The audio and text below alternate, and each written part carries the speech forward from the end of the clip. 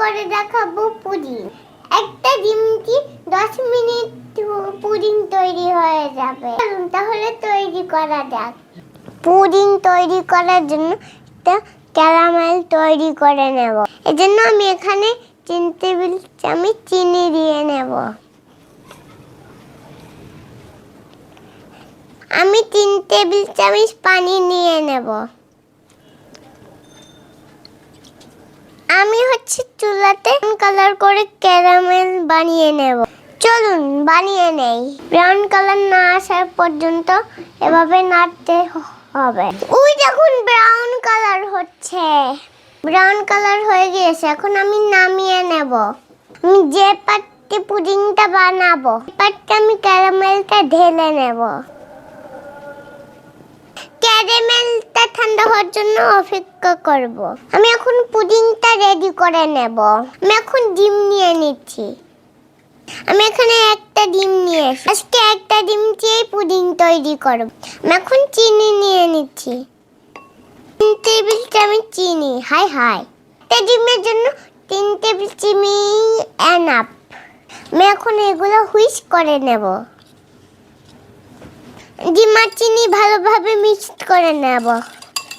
ডিম আর চিনি একসাথে মিক্সড হয়ে গিয়েছে। এখন আমি দুধ নিয়ে নেব। আমি 1 কাপ দুধ নিয়ে নেব। আজকে আপনাদেরকে আমি 1 কাপ দুধ আর একটা ডিম দিয়ে পুডিং করে দেখাবো। এখানে ডিমের গন্ধ দূর করার জন্য এখানে আমি একটু ভ্যানিলা এসেন্স দিয়ে নেব। মানে চাইলে আমার এলাচ গুঁড়াও দিতে পারেন। মিক্সড করা হয়ে গিয়েছে। আমি এখন এগুলো ছেঁকে নেব।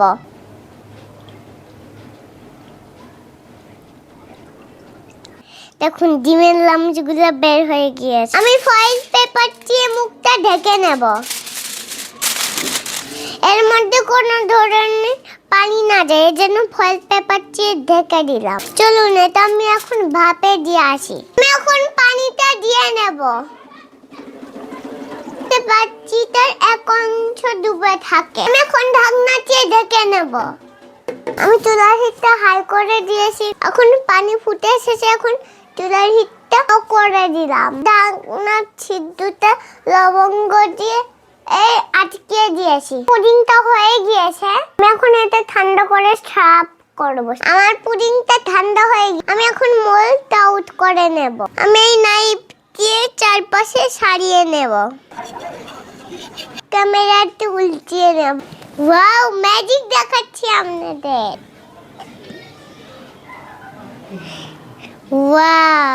ওয়াও, দারুণ মজার পুডিং। আমি উপরে একটা চেরি দিয়ে ডেকোরেশন করে নিচ্ছি। আর একটা ডিম দিয়ে এত সুন্দর পুডিং হয়েছে। দারুণ মজার পুডিং। আপনারা বাসায় সত্যি ট্রাই করে দেখবেন। আপনাদেরকে পুডিংটা একটু কেটে দেখাচ্ছি কেমন হয়।